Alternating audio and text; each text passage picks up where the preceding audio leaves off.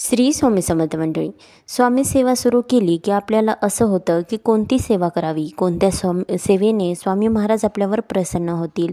कारण स्वामी महाराजांचा आशीर्वाद आपल्यावर असेल तर आपल्यावर कोणत्याच अडीअडचणी येणार नाही किंवा आपल्या इच्छा आकांक्षा सर्व काही स्वामीच्या कृपेने लवकरात लवकर पूर्ण होतील.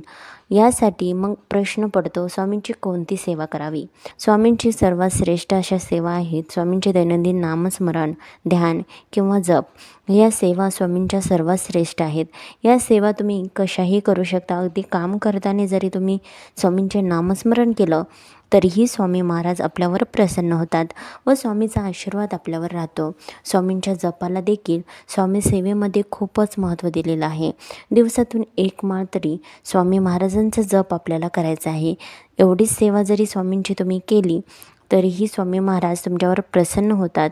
अगदी मोठे मोठे होम हवन करण्याची किंवा मोठ्या सेवा करण्याची काहीच गरज नाही.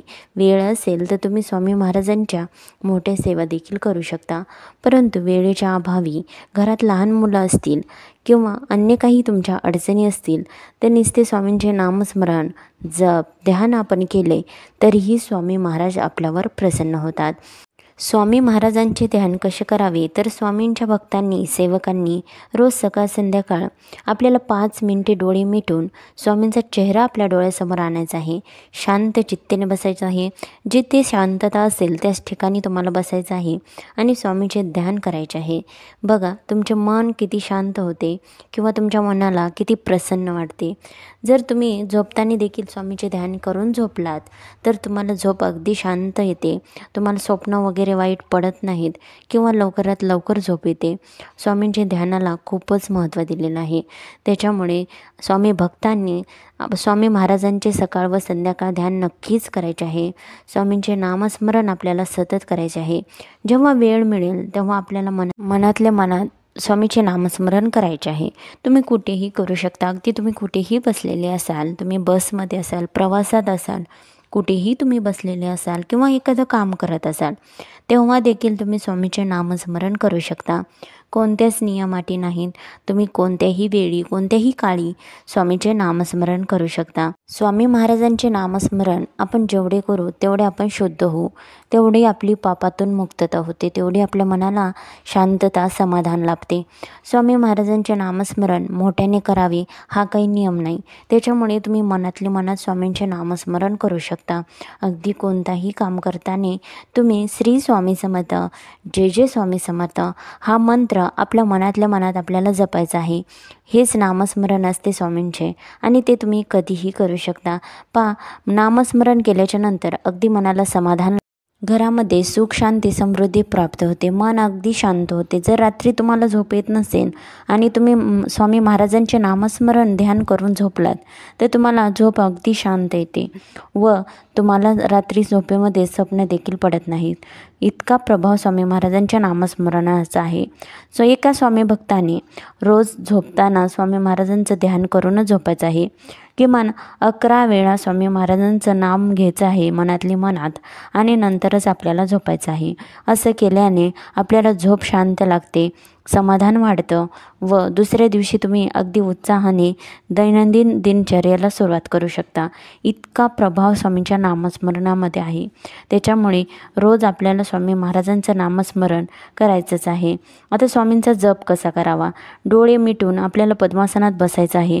पद्मासनात आपल्याला जर बसायला नाही जमलं तर साधी मांडी आपल्याला घालायची आहे.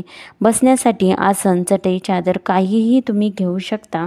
फक्त आपल्याला जमिनीवर बसून जप अजिबात करायचा नाही. तुम्ही वृद्ध असाल किंवा आजारी असाल तर तुम्ही खुर्चीवर बसू शकता व आपल्याला फक्त पायाखाली आसन घ्यायचं आहे. स्वामींची एखादी फोटो समोर ठेवायची आहे किंवा देवघरासमोर बसून तिथे तुम्ही स्वामींचा फोटो लावलेला आहे तिथे बसून देखील तुम्ही स्वामींचे जप करू शकता.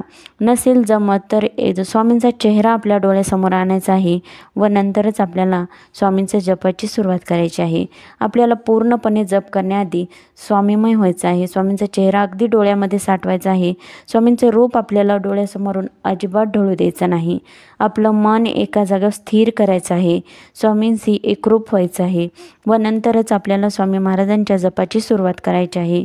स्वामींचा षडाक्षरी मंत्र श्री स्वामी समर्थ हा तुम्ही 108 वेळा म्हणजे 1 माळ किंवा 11 माळी रोजची रोज जपायचा आहे.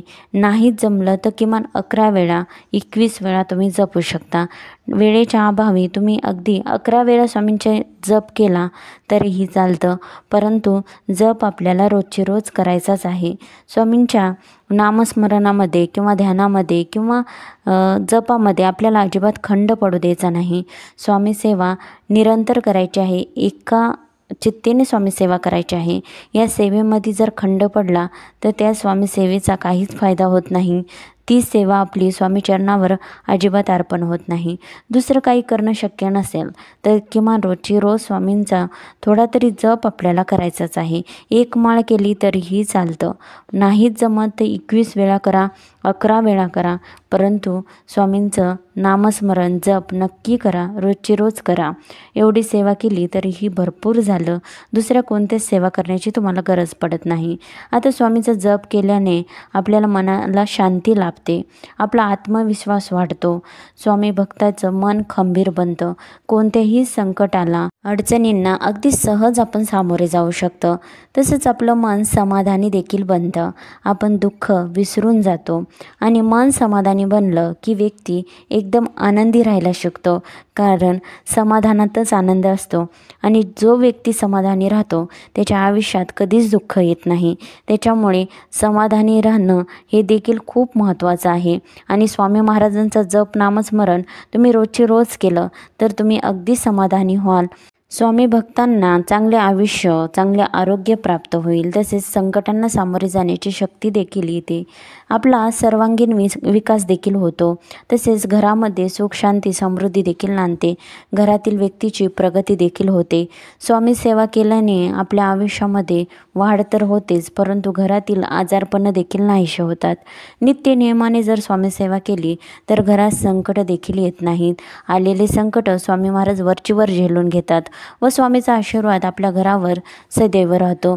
स्वामी महाराजांचे आपण जितके नामस्मरण करू तितके स्वामी महाराज आपल्याला तारतील व स्वामी महाराजांचा आशीर्वाद तेवढा आपल्या घरावर राहील. घरामध्ये शुभ कार्य होतात. तसेच शुभ कार्यामध्ये अजिबात विघ्न येत नाहीत. घरात मुलं बाळं नसतील तर मुलं बाळं देखील होतात. इतकी स्वामी सेवा प्रभावी आहे. स्वामी सेवेमध्ये अगदी रंगून जायचं आहे. स्वामी विश्वास व श्रद्धा ठेवूनच स्वामी सेवा करायची आहे. धन्यवाद.